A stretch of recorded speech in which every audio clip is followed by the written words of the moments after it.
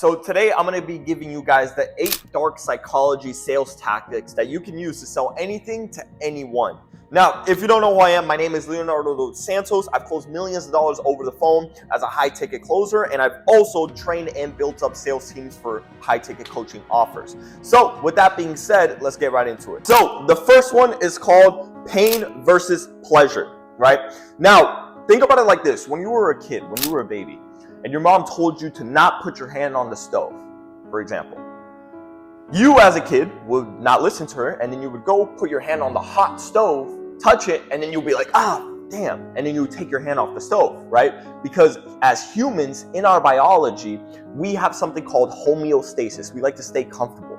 So once you're out of that comfort and you touch something that's painful, as humans, we want to run away from the pain, right? That's why a lot of people have vices like drugs, smoking weed, or doing all these crazy different things because they're trying to run away from the pain of reality, for example, right?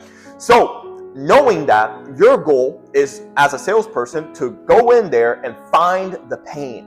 Find the DBM, the dominant buying motive. What is that pain that that person is feeling right now that your product or service can actually solve? So from there, you go ahead, you find the pain and you amplify the pain. You press on it, kind of like a doctor. When you go to the doctor's office, the doctor sits there, asks you questions, and then he finds your pinpoint and then he presses on the pain, presses on it to magnify the pain, and then gives you the solution, which would be medicine, right? And it's the same framework that you want to use when you're actually going on a sales call.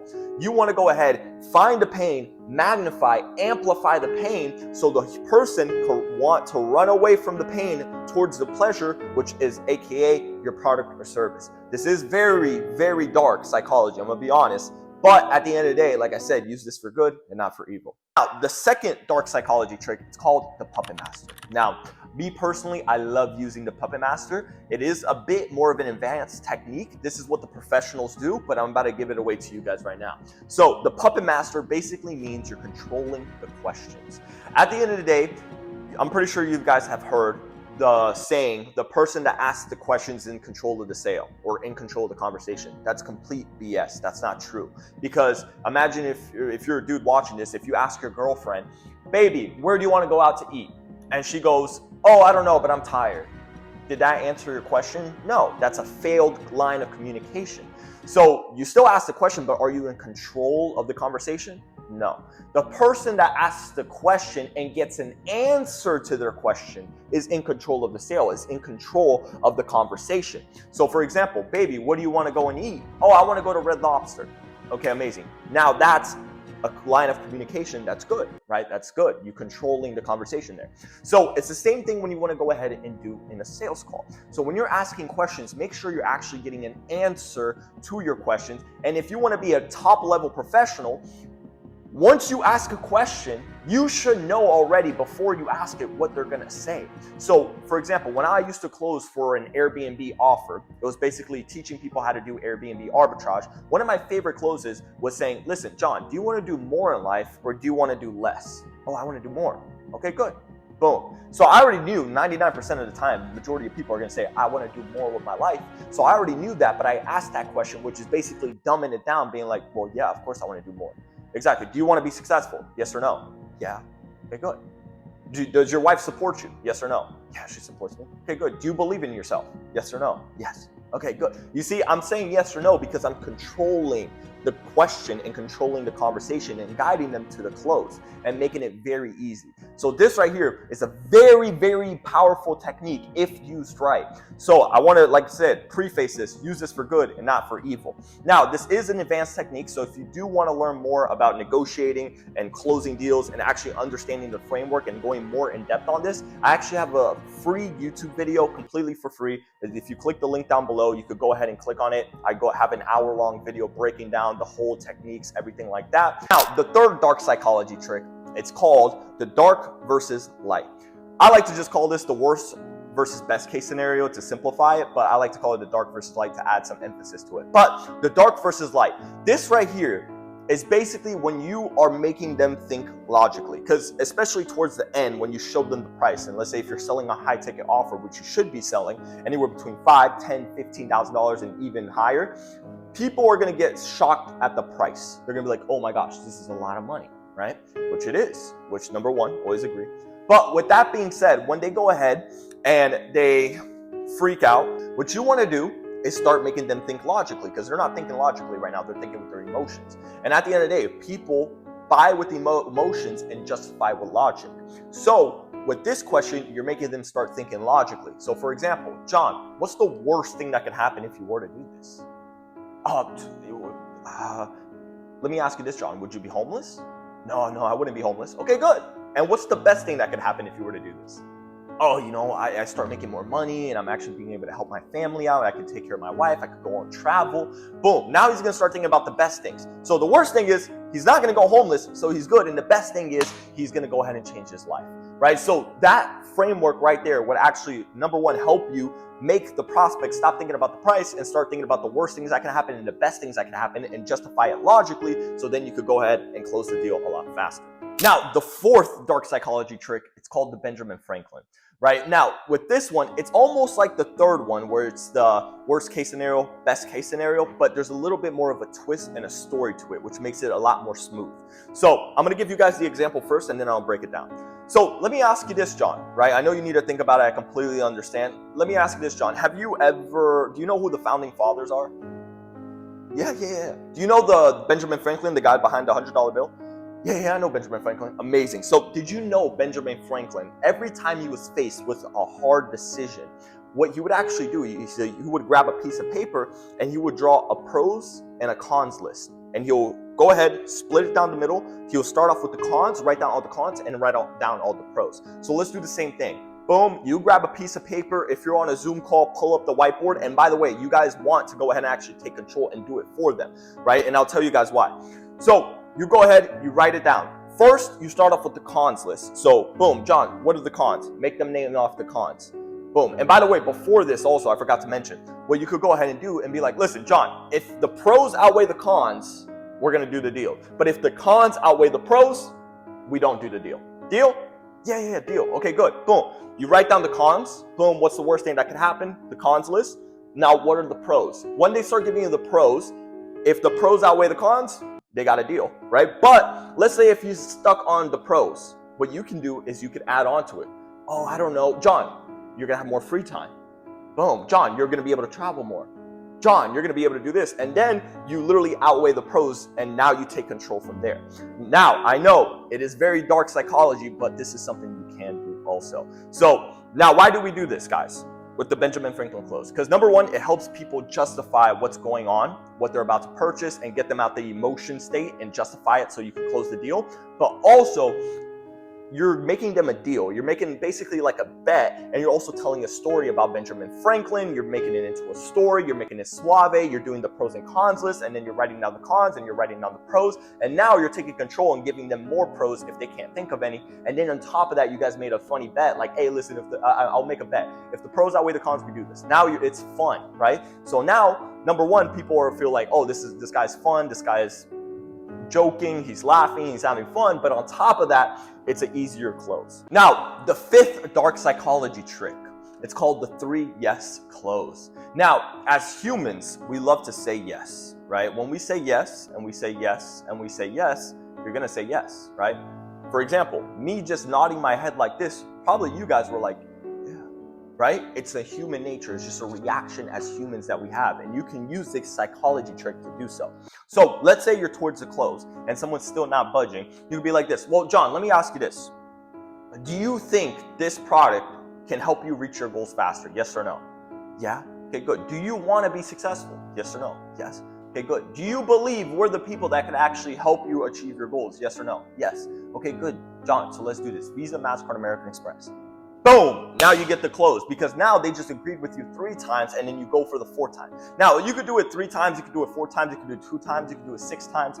As long as you're making them say yes, yes, yes, and then you ask for the order, they're going to close a lot faster. Now, the 6th one is called analogies. Now, I love using analogies. Like, for example, in the beginning, I told you guys about the kid, right? He touches the stove, he gets his hand off, he's like, his hand hurts, he's running away from pain, going towards pleasure. You need to use analogies. For example, one of my favorite analogies to use, Oh, I don't know if I want to be successful. It seems pretty hard. Yeah, exactly. Who's your favorite superhero, John? Oh, I love Batman. Did you know, John, Batman, before he became Batman, for 20 years, he was in the freaking mountains, learning from monks, learning his martial arts, learning and studying from the best mentors and coaches in the world before he became Batman. And that's why he's Batman now. And he goes through a bunch of trials and tribulations. You probably wouldn't like Batman if he didn't have challenges in his way. The Joker trying to stop him and try to cause havoc, and he has to go through those challenges, right?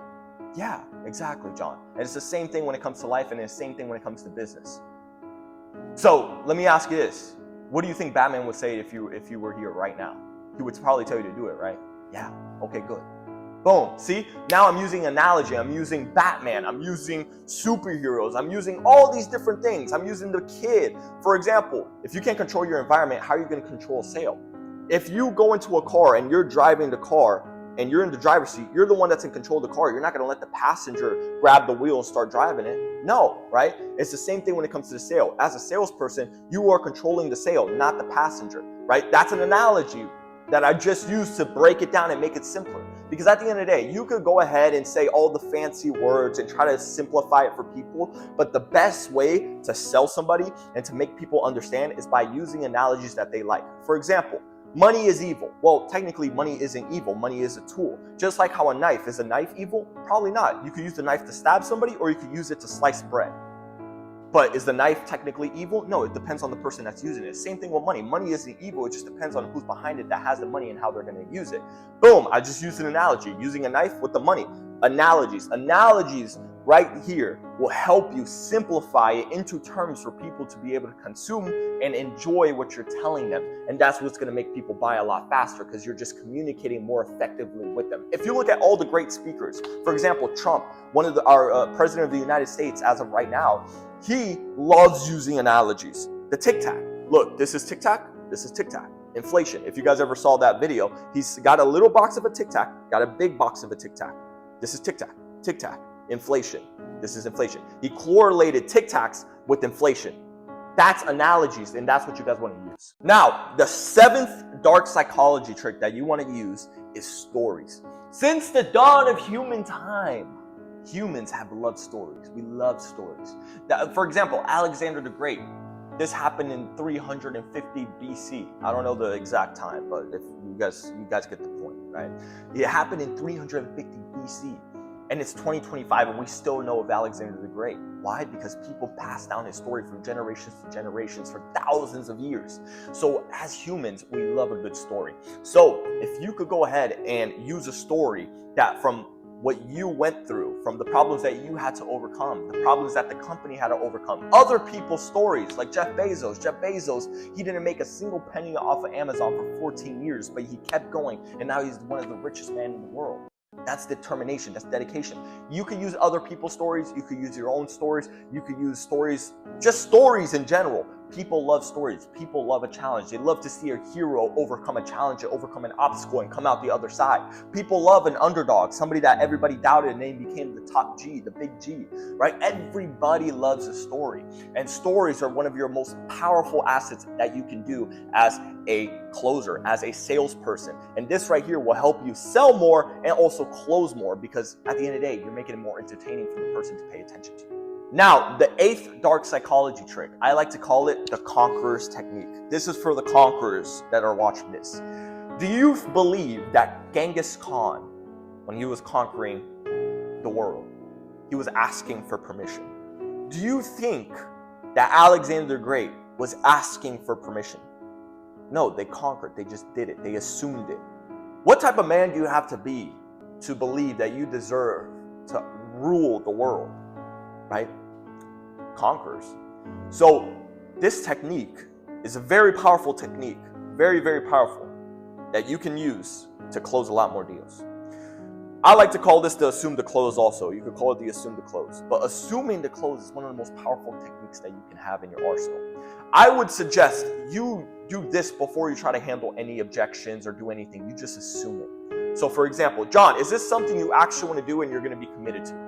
Yeah, I want to do this. Okay, good, John. So let me ask you this. Do you want to do this on a Visa, MasterCard, or American Express? A Visa. Okay, good. Go ahead with the card numbers. Boom. You're already assuming it. You're just assuming the close. Same thing when you're trying to set an appointment. Oh, I don't know, I'm pretty busy. Listen, John, I know that you're busy, completely understand. So let me ask you this. What time tomorrow works best for you? 3 p.m. or 8 p.m.? Like 3 p.m. works. Okay, good. I'm gonna lock you in right now, man. Boom. You see, I'm just assuming the close. I'm assuming the appointment set. I'm assuming the sales. That's the biggest, most powerful thing that you can have. You got to do it though. But here's the thing. You have to do it with confidence. You have to do it with conviction. And you have to have clarity in your voice when you're doing this. Because the moment you don't have confidence, you don't have conviction when you're doing this, people are going to sense it and they're not going to fall for it. So what you got to do is just assume the close. The dark truth in psychology is that people like to be led. Everybody likes to think that they're special, but the truth is 90% of people are sheep. And sheep, what are they? They have a shepherd. They are being led, right? So people like to be told what to do. Look at the government. Look at everything that we have in the world. People get told what to do. People work at regular jobs. They get told what to do by the management. They get told, and then the management gets told to do by their management. And then the management gets told by the management, then the management gets told by the CEO, right? So at the end of the day, there's always somebody calling the shots. So at the end of the day, as a salesperson, as a closer, you need to be calling the shots. You need to be telling them what to do. Tell them to pull up the card. Tell them to grab the card. Tell them what card they want to put it on. Tell them to put it on a credit card. Tell them. You have to tell people to do things. It's very simple, and you got to assume it, and you have to have confidence and conviction to do so. I promise you, use this technique in your sales calls or your closing calls. Assume the close. I promise you, you're going to increase your closing percentage by 30% easily if you do it the correct way. Now, that right there is the 8 dark psychology tricks. Like I said before, use this for good. Do not use it for evil. If you use it for evil, God's going to punish you. So that's all up to you. So be ready for the karmic debt that's going to come to you. But with that being said, hope you guys enjoyed the video. If you guys want more of a breakdown, I have a video down below. It's completely for free on YouTube. It's an hour breakdown going through the closing framework, handling objections, negotiations, everything you need to know when it comes to actually going ahead and closing a transaction. Go ahead and check that out. Until then, I'm rooting for you guys on the other side. Let's go.